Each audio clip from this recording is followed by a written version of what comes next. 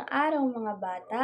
Ako nga po pala si Teacher Georgie Ann o tawagin niyo na lang akong Teacher Geo.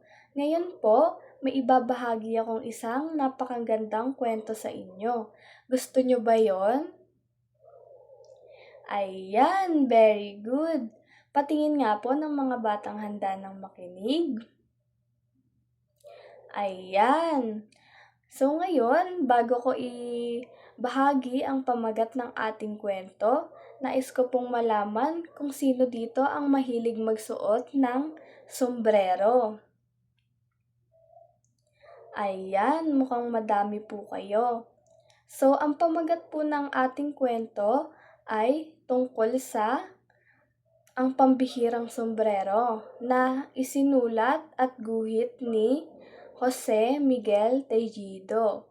May isa tayong bida sa ating kwento at siya si Mia. Sino nga po ulit? Ayan, very good. Si Mia ay mahilig mangolekta ng mga kakaibang bagay. Isang araw, si Mia ay naghalungkat sa lumang baul ng kanyang lola. Laking tuwa niya nang makatagpo siya ng isang sombrero at kakaibang itsura nito. Humarap si Mia sa salamin para sukatin ang sombrero.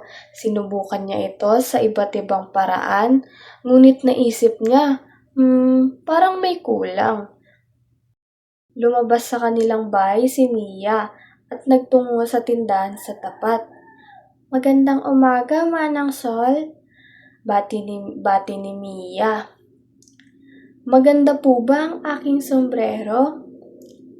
Oo, Mia, pero mas maganda kung lalagyan pa natin ito ng alkansya. Nagulat si Mia sa handog sa kanya. Salamat po, Manang Sol. Sunod na pumunta si Mia sa panaderya. Mang Rico, tawag ni Mia. Maganda na po ba ang aking sombrero? Oo, Mia, pero mas maganda kung lalagyan pa natin ng kandelabra, sagot ng panadero. Salamat po, Mang Rico. Nagdaan din si Mia sa klinika.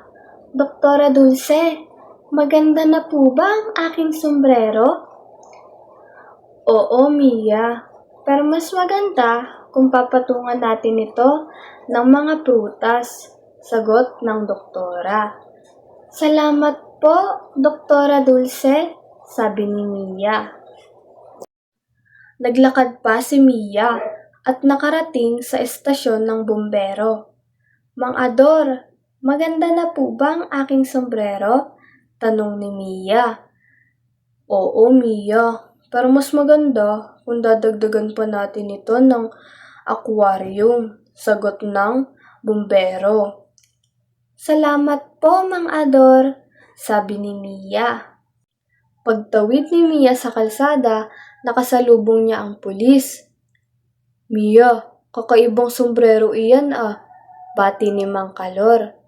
Pero mas maganda kung sasabitan natin ng hawla. Salamat po, Mang Kalor, sabi ni Mia. Umabot si Mia sa hardinong plaza. Mang Lito, maganda na po ba ang aking sombrero? Oo, pero maganda kung kakabitan pa natin ito ng mga bulaklak, sagot ng hardinero. Salamat po, Mang Lito, sabi ni Mia.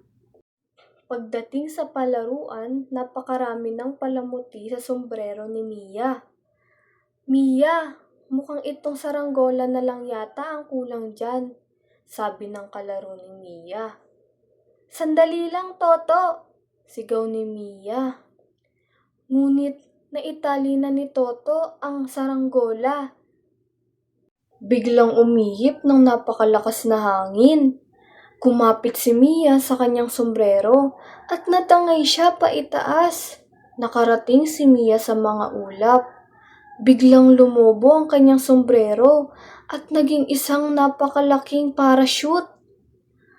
Nang tumapat ito sa araw, nakita ng lahat ang angking ganda ng sombrero. Ngayon, tapos na ang ating kwento. Maraming salamat po sa pakikinig. Pero bago ang lahat, may nais lamang po akong ipasagot. Ito po ang gawain 1. Ilarawan mo. Sino-sino po kaya ang mga nasa larawan? Mayaring pakisagutan na lamang po. Pangalawa, gawain 2. Pagsunod-sunurin mo. Ano po kaya ang pagkakasunod ng mga kwento? Ayun lamang po. Maraming salamat. Paalam!